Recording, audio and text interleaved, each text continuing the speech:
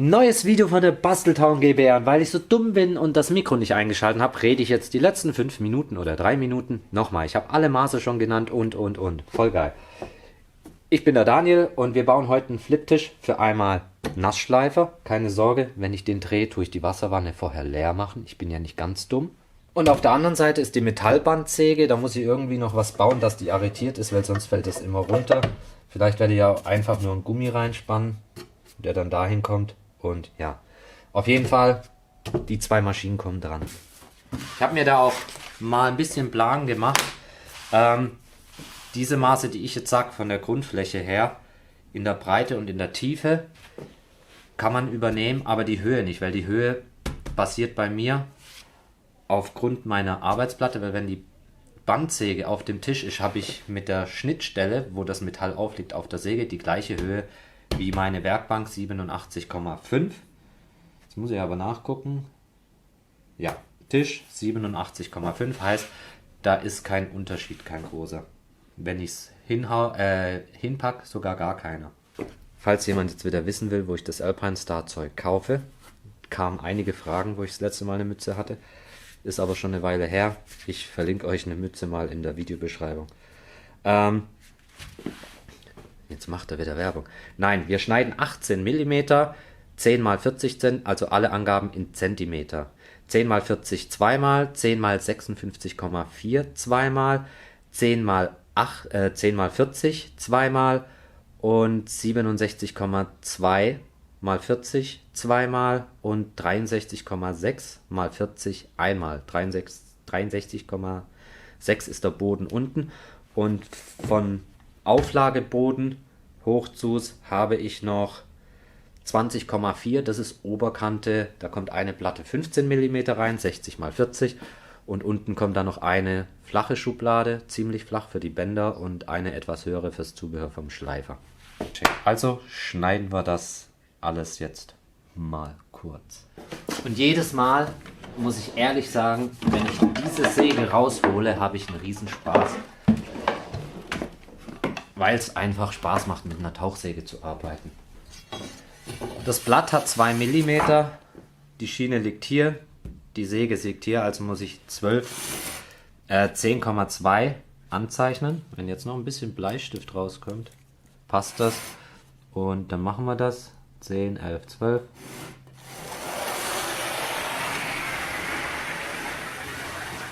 Und als ich mir damals die Tauchsäge gekauft habe, habe ich auch vorher überlegt, ich habe mir nämlich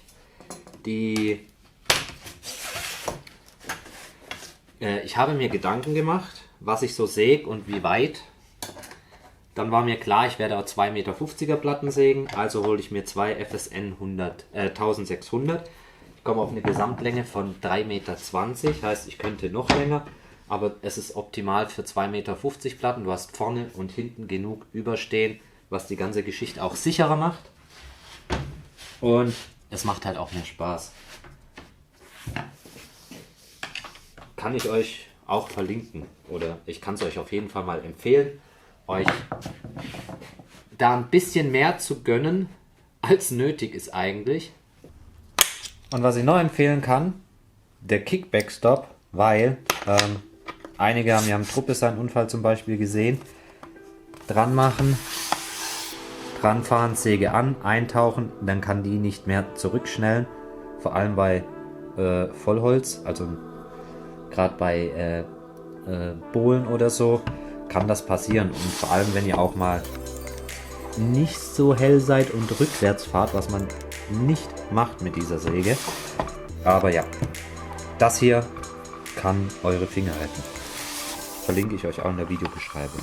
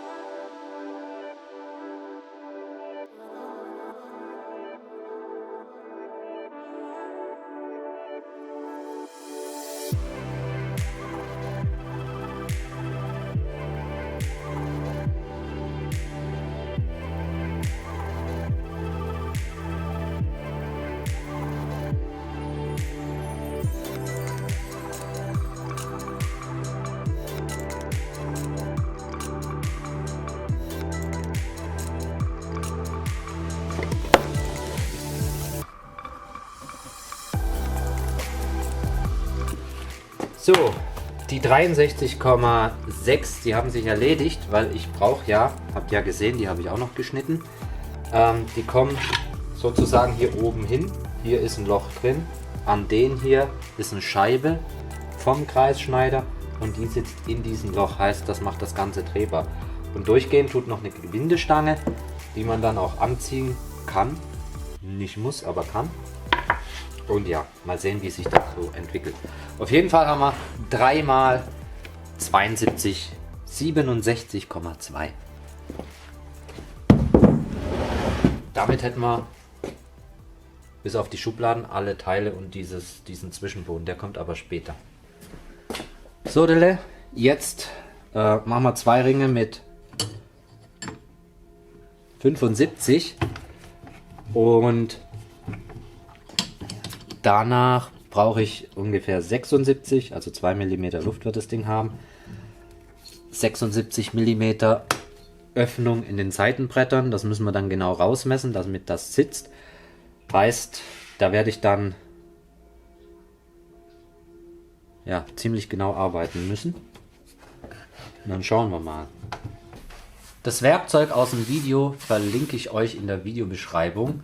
Bei dem Projekt habe ich ja einiges benutzt, würde ich jetzt mal sagen, ne?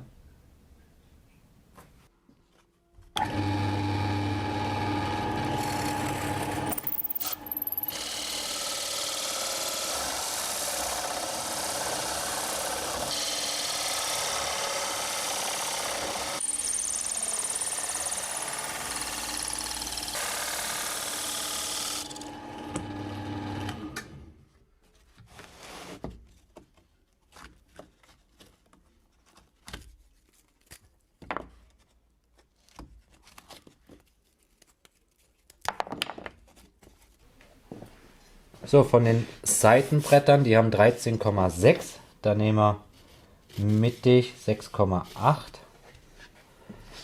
40 haben sie, da müssen wir auf 20.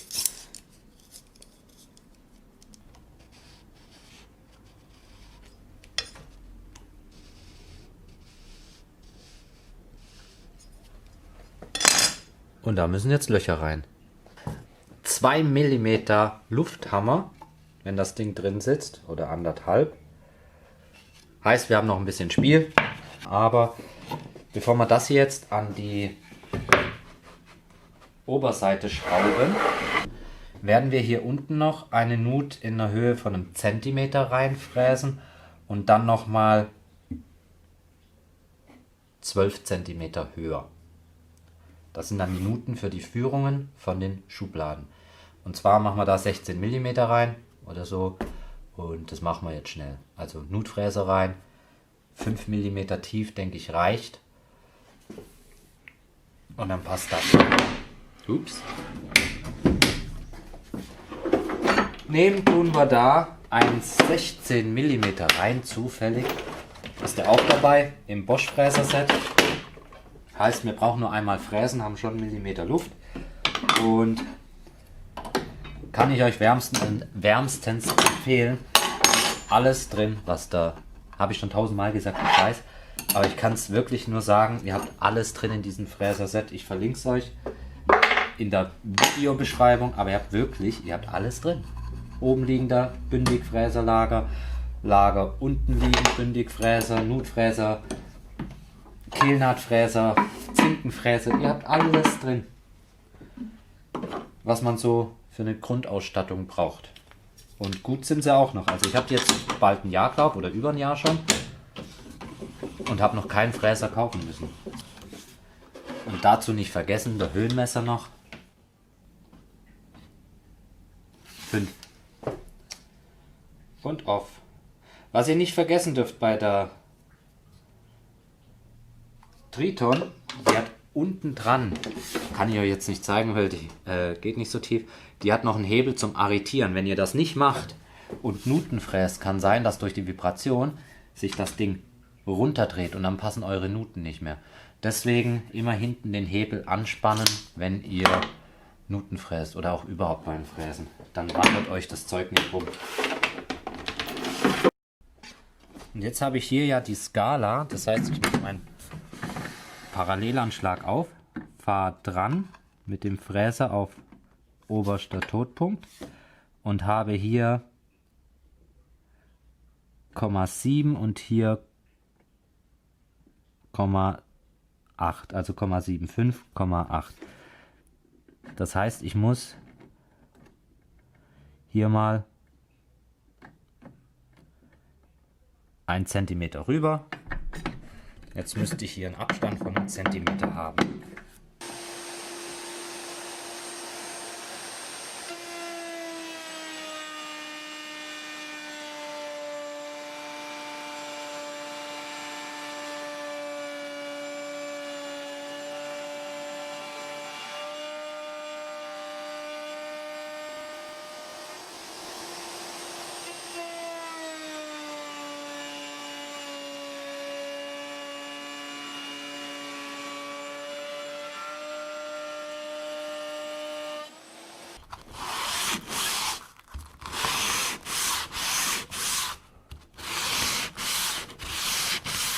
Ja, dann bauen wir mal schnell zusammen.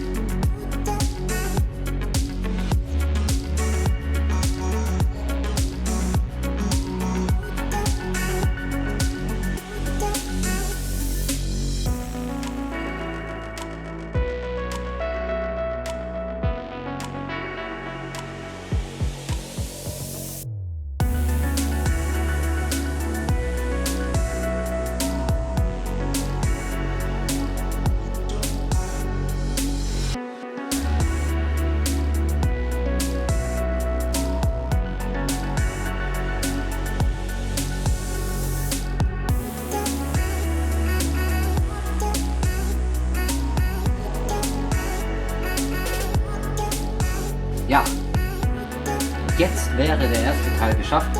Ich habe aber einen fetten Fehler gemacht. Ich habe von dieser Höhe vergessen, die Achse abzuziehen. Heißt, diese Schublade existiert nicht mehr, die zweite. Es wird nur noch eine. Hier mache ich ein Zwischenbrett rein in die Fuge, denke ich jetzt mal. Und baue dann noch die Schublade. Die Maschinen kommen drauf. Das machen wir aber im nächsten Teil. Ich habe für heute die Schnauze voll. Ich hoffe, ihr seid nicht böse. Aber Teil 2 kommt definitiv demnächst. Als nächster Teil. Also keine Angst. Baue ich am Montag fertig, da habe ich frei.